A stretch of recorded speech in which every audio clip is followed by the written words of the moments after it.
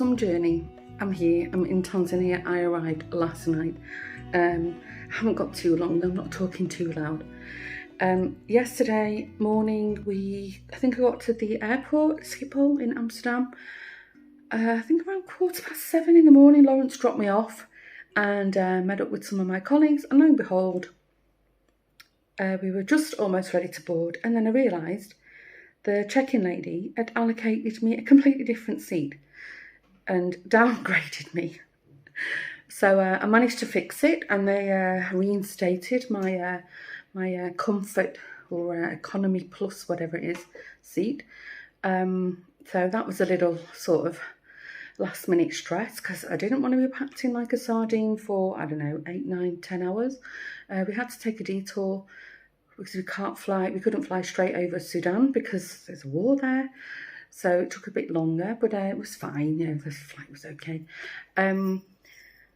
So we landed in Tanzania. I think they were an hour ahead here. At the moment, it was pitch black, and our transfer was waiting for us. It took a while to clear through customs, and then it was an hour transfer to the hotel. So by the time we got to the hotel, it was well past 10 o'clock at night. There were 7 of us in our group, and we were all exhausted, as you can imagine. And, one checked in. I went to check in, and then there was a panicked looks with the staff. And then they called my colleague over, who's our event manager. They'd made a mistake. Apparently, some government official had took an extra room, which meant that they'd got rid of one of our rooms at 11 o'clock at night at this point. Then they tried to put one of us in a different hotel. We said, no, we're here as a group. We're staying as a group.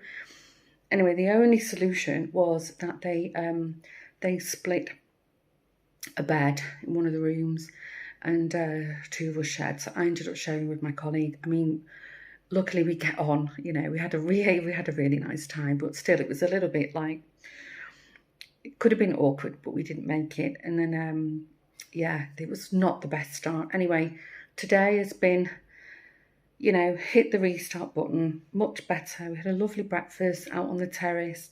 I've not been properly out since the sun's come out because we've been busy all morning. We had a lengthy meeting, and then I was just about to film, and then there was a knock on the door, and room services brought me some fruit. So that was quite nice.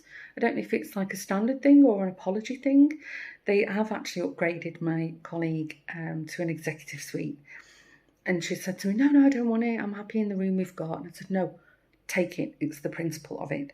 And then we can, I'll go and have drinks with her in the evening before we do a group activity. So, we've got like a hangout spot, and she's literally next door to me. So I'm happy they did that. We was not very happy bunnies last night. Anyway, I'll swing you around, and I'll give you a quick room tour. It's a standard room, but it's very nice.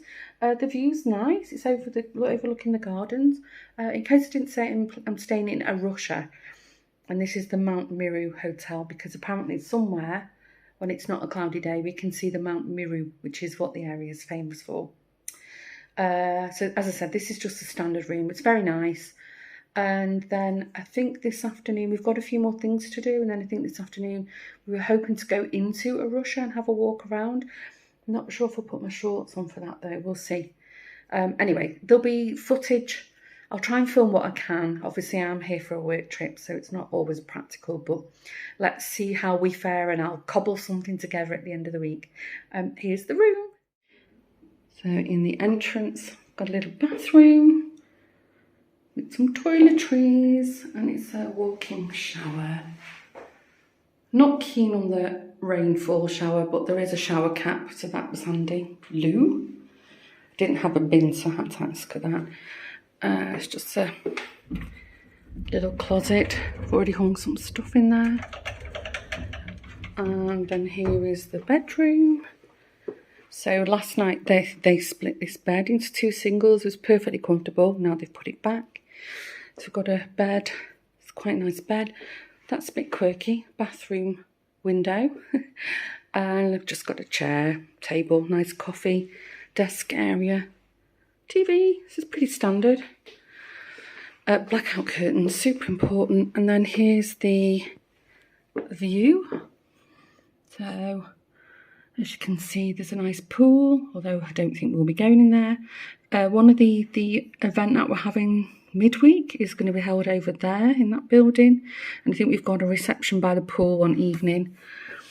And then, yeah, that's pretty much the view. It's lovely. And then down there is the terrace that we had breakfast on this morning. So there you go. Welcome to Tanzania, guys.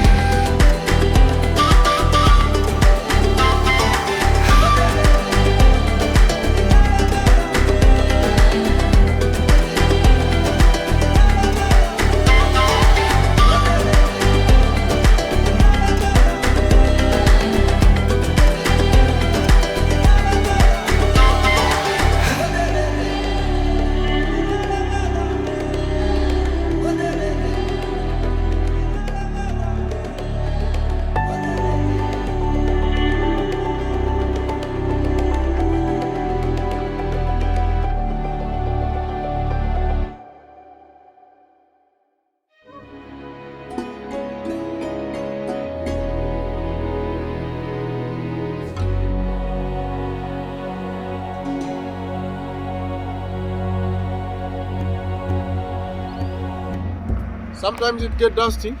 Look at these little children. Oh, they're so cute.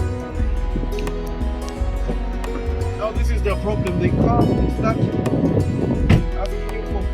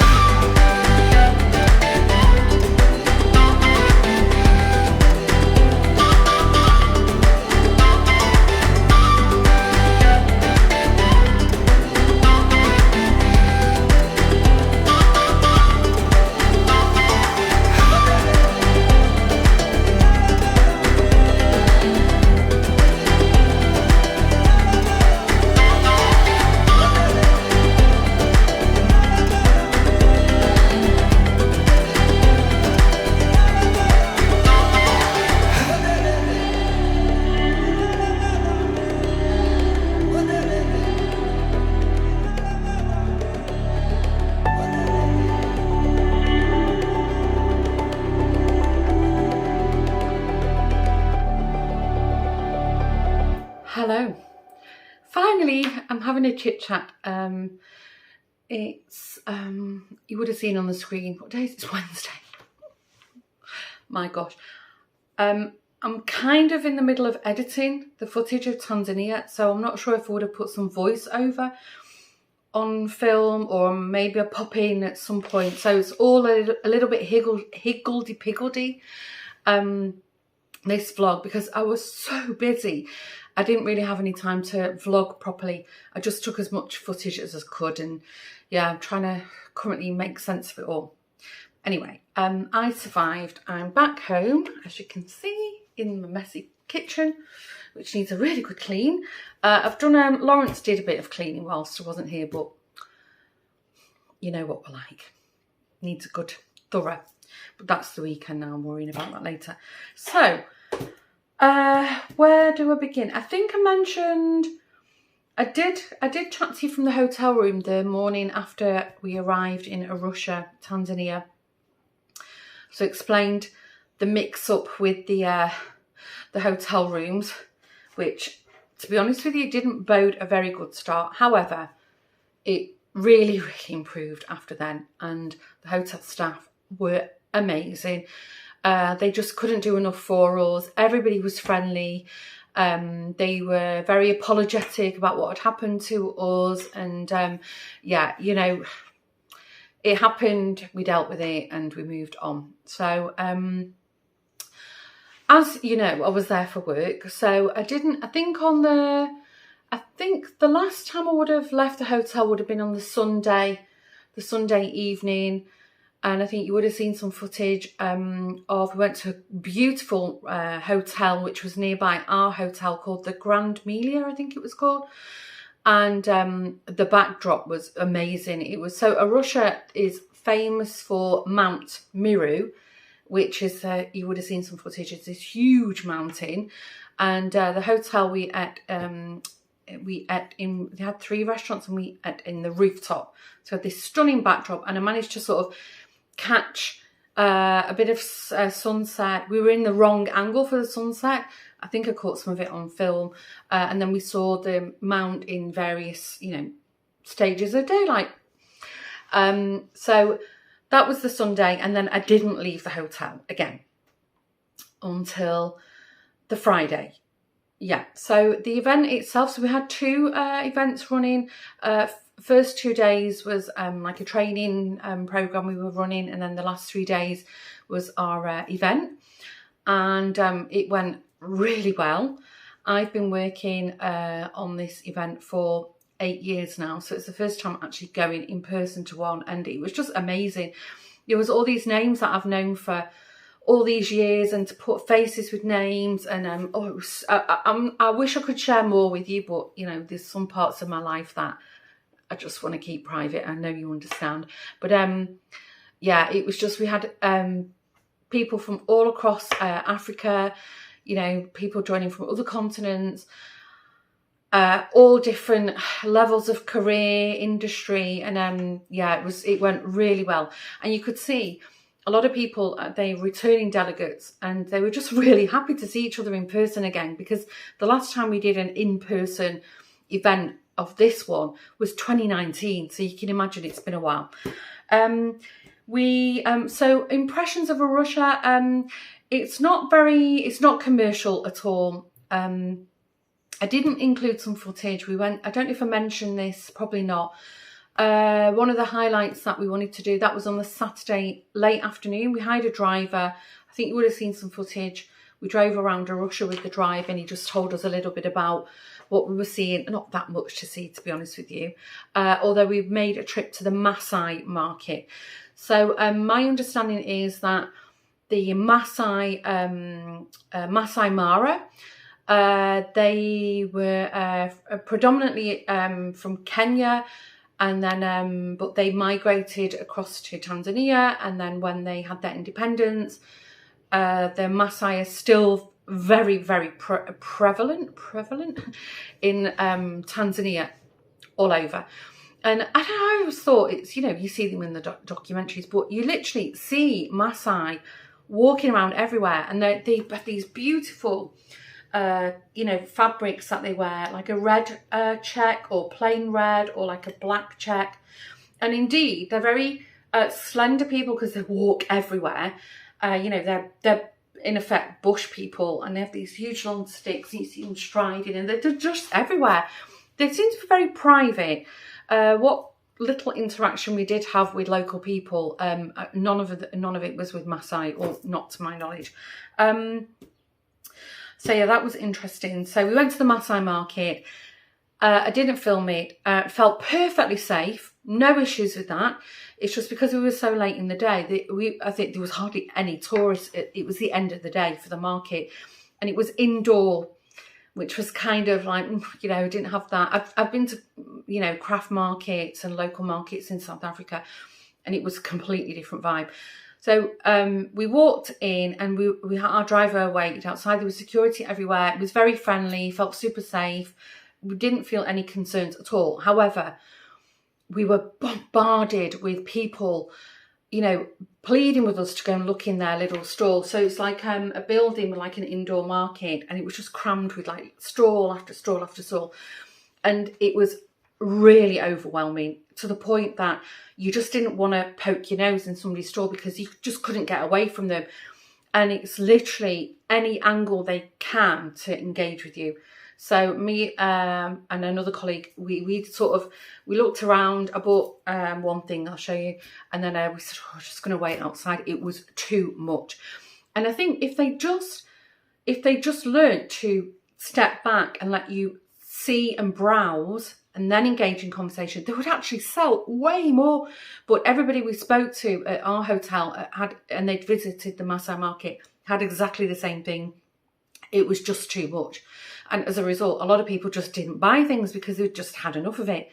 Not aggressive, super friendly, but just it literally, you know, you poke your head around one of the aisles. Joshua's just come in, around one of the aisles, and then you were greeted with people waving at you. Hello, welcome. How are you? Come to my stall. And then it was literally, as you were walking, it was just one after the other. You just didn't know which way to turn. The other thing. Sorry, I was just having a quick catch up with Josh. What was I saying? Yeah, so the Maasai market, it was on the list. We went to see it. Don't think I'd bother ever going again. Oh, and that's what I was saying. I've bought a lot of trinkets from South Africa over the years, and everything I saw on the shelf was pretty much in fact, there was even candlesticks, sticks and soapstone animals that identical to what I bought in South Africa. So, and actually I found South Africa cheaper. Currency is Tanzanian shilling, but they accept US dollars, but then they'll give you change back in shilling. Near impossible to draw money out of a cash machine, and they're very, very strict that you can't take any currency out of the country. So yeah, I didn't draw a lot of money because I thought, well, maybe I've got to hand it all back in at the end, you know, so it's fine. I did buy a couple of things. Again, I've seen these everywhere. These are like glass seed beads. I bought just 4, like placemats, table mats, quite heavy. I didn't buy 6. To be honest with you, they were the price the lady was asking, and these were everywhere. Although I didn't see this nice greeny and gold colour. The lady, sorry, do you want a closer look? The haggling is perfectly normal. So they start off extremely high, and then you spend a good part of your time trying to reduce them down. I don't even remember what I paid for these in the end. It was overpriced. And I've seen similar beaded mats in the local action. So, you know, were they even made in Tanzania? Probably not. But anyway, I like the colour, the gold and the greeny turquoise. That is the only thing I bought from the Maasai market. We had a tiny little gift shop in the hotel, which of course you couldn't haggle, and it was overpriced. But at this point I was like, I'm done, because shopping was not the best. So I bought 2 little fridge magnets, which are super, super cute. I just like them. They were very unusual. I actually didn't see anything like this in the Maasai market, so I was happy to buy these. I don't recall the price. And then also from the hotel, I bought another little fridge magnet, a little Maasai warrior. So I think seeing this, you'll gather what Maasai looks like. So, and that indeed they are very tall and thin people with red robes like this. It's cute. It's got little beads around its neck. So yeah, that's all I bought. And then so from Monday to Friday, it was full on. We had let me think. We had an event every night. So we had a lunch every day, and we had a dinner or of some description every night. So the agenda was packed. I mean, it was great though. You know, it was really good fun. Everything was really enjoyable. I'm trying to think. On the Tuesday evening, we had a welcome reception for the second event. And it was going to be by the pool, and it was decorated. There was fairy lights everywhere. It looked really, really nice. Literally, as it began, it was, when I say torrential, I mean torrential rain. And because it was by the pool, you couldn't even see where the pool and the terrace, you know, stopped and started. It was like, and the staff were panicking, trying to sweep the rain away. And then it stopped and it poured it down again. So as quick as a flash, we had a live band, you know, everything inside, and then they cleared out a terrace area in the hotel for us. So was it as pretty as it was supposed to be? No, but the band was amazing, and the lead singer of the band was really good. She got the crowd going, and it was a great icebreaker. So it all worked out well. Nobody was bothered. It's just, you know, it's one of those things. Then what happened? Oh, Thursday evening, we had a gala, which was for all our delegates, because of the welcome reception. Some people arrived the next day, so, you know, it wasn't the full contingency. So Thursday night was the gala dinner. Now, again, I didn't film anything of what went on behind me. I filmed some traditional dancers. We hired a dance troupe. They were really, really good. The singer from the welcome reception, they came back, again, got the crowd going, everybody up dancing. What was really nice is, not everybody, but a lot of people, especially the ones who come every year, they wear their traditional, their national dress or traditional clothing. My gosh, it was just, you didn't know where to look. It was just colour and flamboyancy and just beautiful. Everybody looked amazing, and I had FOMO. I was like, what's my national dress? I wanted to dress up.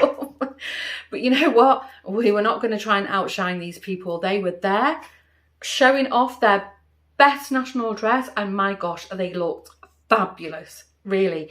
I wish I could have shared it with you, but, you know, privacy and all the rest of it. So that was Thursday night. Friday, it was the last day of the event, the conference. I think we finished around about midday. And we were all fit to collapse. We were exhausted. But a couple of us, we decided, okay, I really wanted to go to a supermarket, because I love doing that when I go abroad. And I film in the supermarkets in the Netherlands, and many of you say you find it interesting. So I think three of us, we hired a driver again, and we went into a rush hour, and there was, on the list was a bookstore. I didn't buy anything, but it was very successful. The books were purchased, what was on the list. That was quite good. And then he drove us to like a more upmarket commercial supermarket. So he said a lot of locals won't shop at it. They just can't afford it. Most people tend to shop at, you know, daily at the early markets. They buy their fruit and meat at the markets. So it was quite commercial. Loads of South African products. A lot of English products. So I bought a couple of things. One of the things on my list was they do produce coffee in Tanzania. And so we had a good look. This is ground, and this is Arabica, 100% Arabica. That's the brand. And then, I don't know if you know this, but when you buy ground or beans, there's a little hole. And if you squeeze it, you can smell it. It smells wonderful. So I've not made us a pot of that yet. Funny enough, there was a couple of South African things in. Lawrence adores Worcester sauce, and they had braai salt, which is basically barbecue salt, you know, for marinating your meat. And it was Worcester sauce flavour. So I had to get in one of them. And then they had a full range, I spoke about these before, Mrs. Ball's chutney. And they had some flavours I'd never seen before. And so I got him a chakalaka Mrs. Ball's chutney. We've tasted it. The chakalaka is a bit more tomatoey and it's got a bit of spice to it. So we've opened it already. Delicious. So Lawrence was delighted. He got a couple of treats. And that was all the shopping. I forgot to show you. Maybe you would have seen some footage. What I found really nice, there was like fabric stores everywhere, and if I'd have had more time, I would have loved to have shopped for fabric because, you know, many of you know I love to sew. And you saw outside these fabric stores on the terrace, there was a lot of people with like the old-fashioned treadle sewing machines, and they just make, you know, they make your clothing up for you. And a colleague of mine, she'd bought some stunning dresses. They're like traditional Swahili dresses. They're like a long kimono. I think they're called deras. Deras is the name of them. And I kept admiring these dresses. Anyway, I was completely blown away. We bumped into her and some other colleagues in the foyer of the hotel on Friday evening. And she said, I've got a gift for you. And she'd bought me one of the dresses. And the whole team had chose like the pattern, the colour and everything. I almost cried. I mean, I tell you, my colleagues are like the best. So we laughed because she's like this tall and obviously I'm not. So she said, I had it taken up for you there and then, but I think it might be a bit longer and it is too long. But what she said with the fabric is a lot of the women, the excess fabric, they make like a headband or a wrap or a tie around the waist. So I'll be making a belt for mine. I will try and remember to show you before the end of this vlog. It's upstairs now because I had to try it on. It fits. I mean, they're huge. I like these big kimono style. Not the best stitching, but I'm thrilled to bits with it. It's beautiful. What else? So on the Friday we finished. A couple of us, we went back to the Grand Melia for a nice dinner and a decompress. And then Saturday morning, so we already checked out the hotel, had an early checkout, awake at 4 in the morning, packed our bags, and 5 o'clock in the morning we had a pickup from our amazing driver from Rafiki Safaris, and we booked a safari with them. So we drove, you know, you need to stay there a good few days to do a nice leisurely few safaris. You can go to the Serengeti, the Ngorongoro Crater, which is where we went to. There's loads of national parks and, you know, you're spoilt for choice. But Rafiki really tailored a package that we could cram in because it was our last day. So we did the safari, he picked us up, we drove 3 hours to get to the crater, which we loved because we caught the sunrise. You know, we saw lots of sights. So maybe I would have done a voiceover and explained what we were seeing. And then I think 3 hour drive, then we got to the beginning of the national park, the Ngorongoro National Park. They're very, very selective. You know, you can't go in, you've got to have a pass and, you know, in the safari jeep, and it's very well protected. So anyway, we got through the entrance and then you could feel we were driving up and up and up. We actually, at one point we were in the cloud shelf and then we was above the cloud shelf. I think the crater peak is like 2,800 meters, I think it is, at the highest peak. And again, we saw, you know, Maasai traditional houses, the round mud huts, and it was just lovely, you know, taking the scenery. And then we started the descent, went into the crater. My gosh, we saw everything. And I literally, what the footage you've seen is filmed on my phone camera. And apparently I had the best camera, so I was taking snaps for my colleagues as well. There was just 3 of us and we had a packed lunch there. And it was just, I mean, I can't even explain to you how magical it was. I think we spent 4 hours in the crater, which was more than enough. Our guide was like so knowledgeable. And there's a few radio channels you can tune into to listen what the rangers are saying. The guides share, you know, hippo scene here, lion scene there. So, you know, it's really strange, the crater, in that they're wild animals and some of them are migratory. So they can just leave the crater, you know. They can go and wander in village. They're wild animals, but because the crater as its like own sort of ecosystem, it's so lush and the food is aplenty and there's plenty of water that a lot of the animals just that would typically migrate just don't bother. So they're they're wild, so you've got to be careful, but they're well used to cars. They're not phased. Like even the little gazelles, like the springboks in South Africa, the springboks, I think they're Wilson something in the rest of the world. My experience with them is they're very timid, and you can see them and they're this big in the distance, but they were walking through the cars, so super chilled. And the guide explained they like the cars because depending on what time of the day you go, they'll see the car. They know that the cars give shade, so a lot of the times the animals will actually flock to the cars. They're not interested in you because they're well fed, but they'll just lie or sit by the car, just to cool off a little bit. And for water, because it rains a lot in Tanzania and they are prone to like floodplains. So a lot of the roads have like a flood tunnel going through them, which is quite big. So sometimes you're driving over something, maybe there's a lion underneath it, you just don't know. So the only thing, we didn't see cheetahs, we didn't see hyenas, and we didn't see leopard, but if anywhere in Africa to see a leopard in the wild is really, really rare. So I wasn't expecting to see leopards.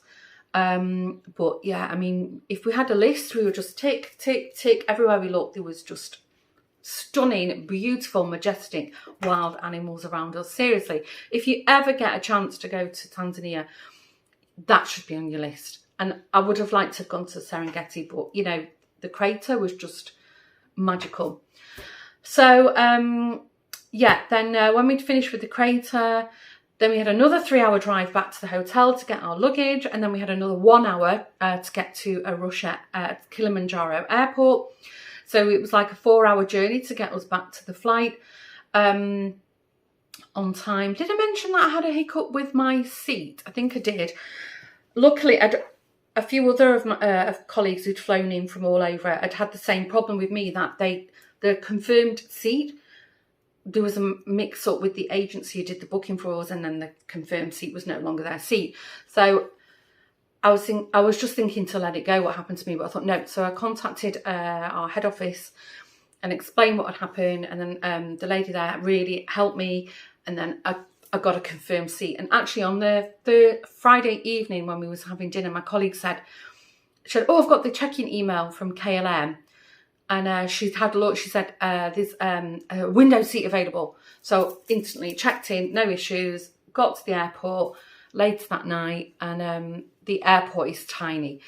And we managed a very quick, simple dinner. And at the dinner table, so the malaria tablets, I was really headachy for about 2 or 3 days. Paracetamol worked brilliantly. A couple of colleagues they had nausea, other issues. With me, it was only the headache, and as long as I kept pop it every 4 hours, double paracetamol, fine, I could manage it.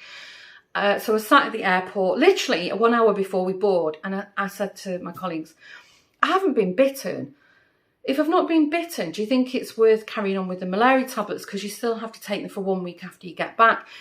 And then it was like, yeah, I was thinking that. What should we do? And so, yeah, maybe it's safe that we continue taking them. I kid you not, I felt something on my ankle. I was bitten 3 times. Literally 1 hour before leaving the country, I was bitten. Couldn't make it up. That was annoying. So I'm still on the malaria tablets. Oh yeah, one other thing. I don't know if I mentioned it. While we was in the craters, we had a packed lunch from the safari company. And there's 2 public picnic areas, but again, they're not fenced off. So, if a lion wants to walk through, they're perfectly capable of doing that.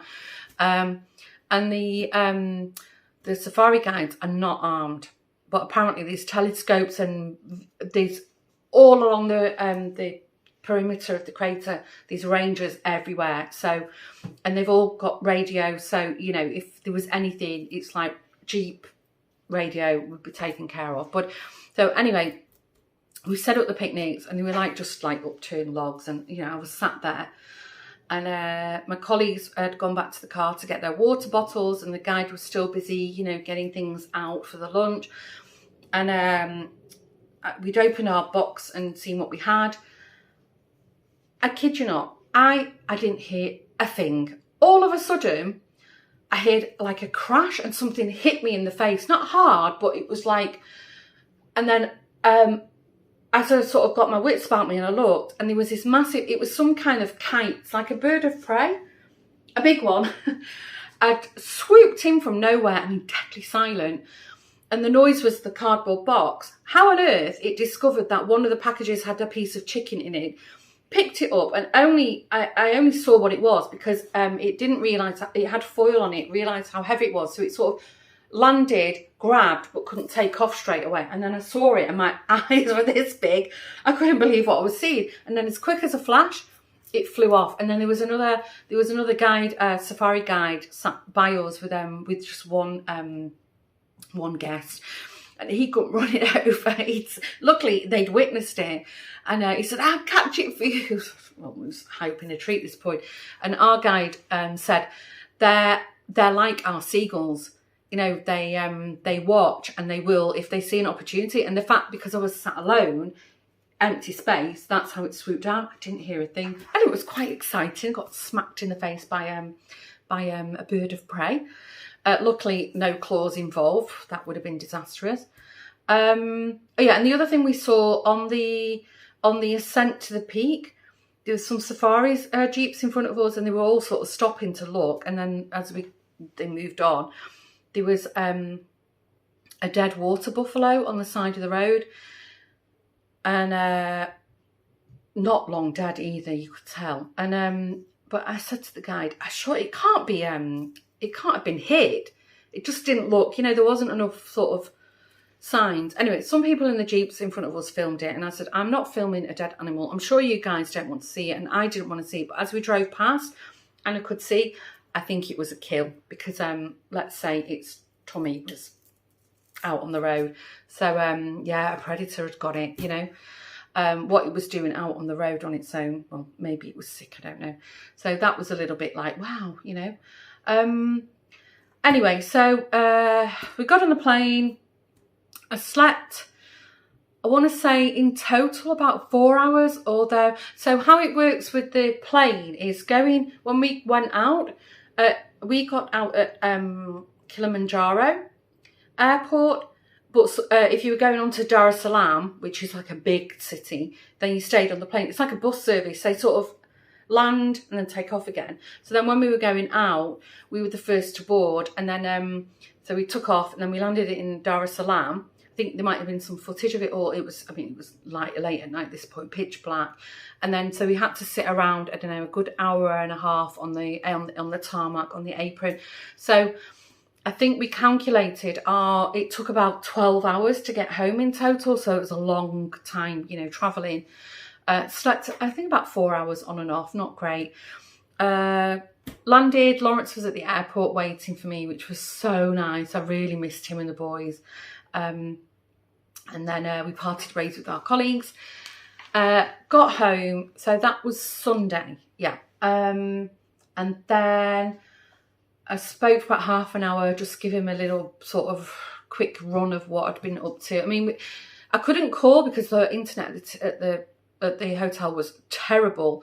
So I couldn't do a video call. Tried to do a phone call with WhatsApp with him, forget it. So a lot of it, we were just chatting with WhatsApp, you know, all throughout the day and night. But yeah, it's not the same as having a conversation. So half an hour catch up, and I said to him, I have to go to bed. I'd been up, awake since 4 a.m. the following day, so I was finished. Anyway, I went to bed, went into a coma for about 2 hours, set my alarm so I didn't oversleep. Potted around, didn't really do anything. It was lovely weather here as well. I think in many places, in many countries, it was also bank holiday. So Monday we were free. At some point, I must have fell asleep on the sofa. Lawrence said I was snoring. I woke up all sort of, I don't even recall, sort of keeling over. Went to bed early, slept right through the night. Monday was bank holiday Monday. It was Pentecost, and we were both free. and Lawrence made a nice breakfast, and then I was still feeling very, very tired. So anyway, we had a mission to go and buy a new picnic table for the garden. So we drove all over the place, didn't see what we liked, didn't see what we wanted, came home with a new barbecue. So that was nice. Lawrence hasn't set it up yet. We normally, every couple of years, we buy a Weber, you know, just the round ones. But Lawrence isn't the best at putting the cover on it. And the barbecue, or the braai, is his domain. And I don't know, the legs always seem to rust on them. And Webers are really expensive. So anyway, I'll show you at some point. We've bought like a cylinder one, you know, with a lid. And there's like a side table with it, and you can put the coals at different level. And they had an offer on because it was Pentecost. So we ended up coming home with a barbecue. No picnic table, although we've decided we're just going to go to our local, you know, the big garden centre near us, and just buy one from there, because we'd seen them weeks ago, and actually they were far nicer than the few we'd seen. So that's what we did Monday. Then we discovered no boys at home. What should we do for dinner? And I said, you know what? Let's go out. So I booked a table at the Indian restaurant that I'd been to a few weeks earlier. And it was just the two of us. I was telling Lawrence how nice the food was. It's like Indian street food. So just the two of us had a really nice dinner. It was just lovely to be together, you know, without having a chore, you know, just sit, chat, laugh, eat really good food. Lawrence loved it. So that was what we did Monday. Tuesday, yesterday, Lawrence was working. Will was at school.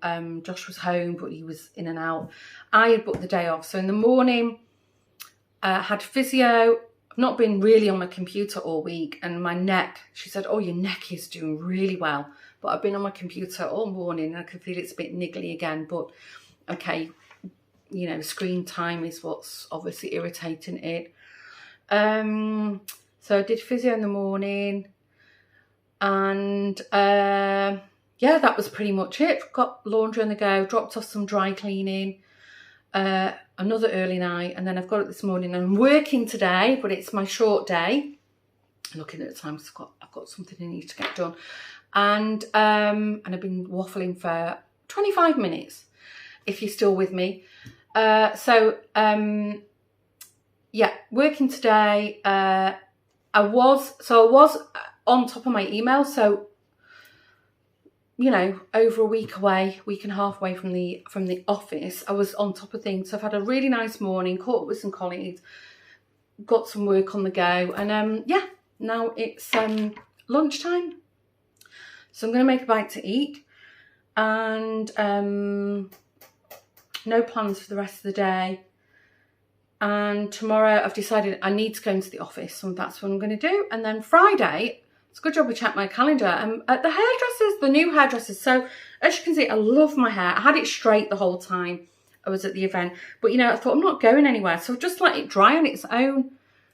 I mean, you can see I've got like this natural, not a curl, but I'd say a wave. So, I don't know, what do you think? I've just left it. I put a bit of hair mousse on it when it was wet and left it. So, yeah. It's fine, I'm not going anywhere. I've just put a little bit of makeup on just so I don't scare my colleagues off on a video call. And that's it. So I've got a task I need to do. I've assigned myself. And then yeah, finish after I've done that. And then I'm just going to relax for the rest of the day. I've done absolutely no crafting. I took knitting with me. I didn't do a thing.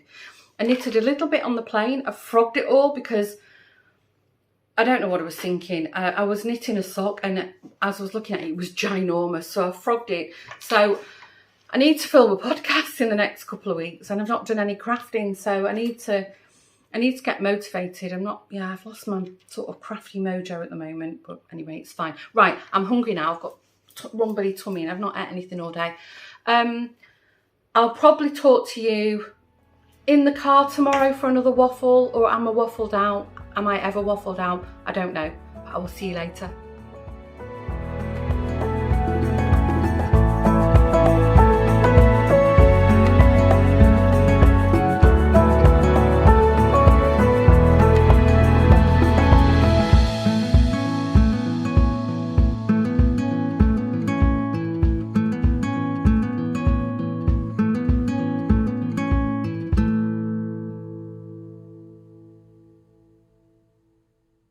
Okay, back from the hairdressers. I've only had my roots done and she blew it. It's quite nice, I'm happy with it. Next time I'm going to have a trim. I forgot to tell you, the postman came yesterday with a fabulous package for me. This is from, I'll show you. So Jeanette, who's Crafty Clothes Creations, Karen, who Stitches and Jackson, Alex, who's My Yarny Corner. They, for the Eurovision Song Contest, they did a sock along. So you could knit a sock, and the rule had to be, it could be blue and yellow, or a Ukrainian pattern designer. And then they also made, between the three of them, they made up some sets. So Karen supplied the fabric and Jeanette sewn them up. Isn't that beautiful? And obviously sunflowers, it's the national flower of Ukraine. Gorgeous. And then Alex and Danny dyed up this stunning yellow and blue sock set. And then even Jeanette's hubby Tim got in on the act, and Tim made, these are so cute, little sunflower stitch markers and a little tag to commemorate it. So it's got the details on it. Isn't that lovely? Honestly. Oh, and even there was stickers. They're such darlings, really, all of them. Said they thought I could do the cheer up. My gosh, that was perfect timing yesterday. But Jeanette kept asking me if a package had arrived. It arrived, Jeanette.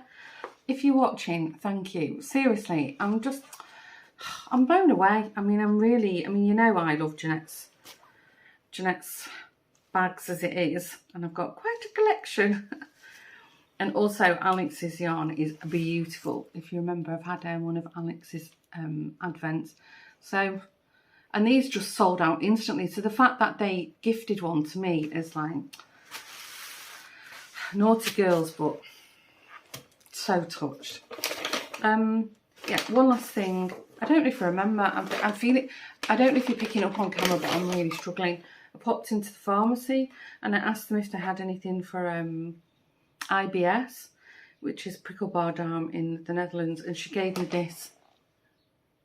So apparently take 2 tablets a day. My gosh, it was like nearly €30. Nearly fell over. Ooh, they're not big pills either. So I'm going to pop a couple of these. I popped in the Action just for a browse, and they had a couple of nice balls of cotton. Thought these would be nice for the year of dishcloths. Patterned, variegated. So, and then I've got some paracetamol. So that's me. Right. At this point, I'm going to wrap up this week's weekly vlog. I hope you enjoyed seeing what I got up to in Tanzania. It just feels like so long ago now. It's all a bit surreal. And if you're planning on going to Tanzania on a safari, I really recommend Rafiki Safari. They were amazing. And a trip to the Ngorongoro Crater, amazing. Also the Serengeti, I didn't go, but some colleagues went, amazing. So I feel very lucky and fortunate that I was able to experience that. And if it's your first time stopping by the channel and you haven't done so already, maybe you want to hit the subscribe button and join our lovely community. Daxter, my cat's hanging around me. I don't know if he's going to nip me. I'm starting to get nervous. Do you want to come up? No, you have to nipping me. And don't forget, there should be a bell somewhere depending on what device you're watching on. If you hit the bell every time there's a new video, you'll be notified by the YouTube gods. Okay, stay safe. Hope you've all had a good week. Have a great week ahead, and I will see you in the next vlog. Bye.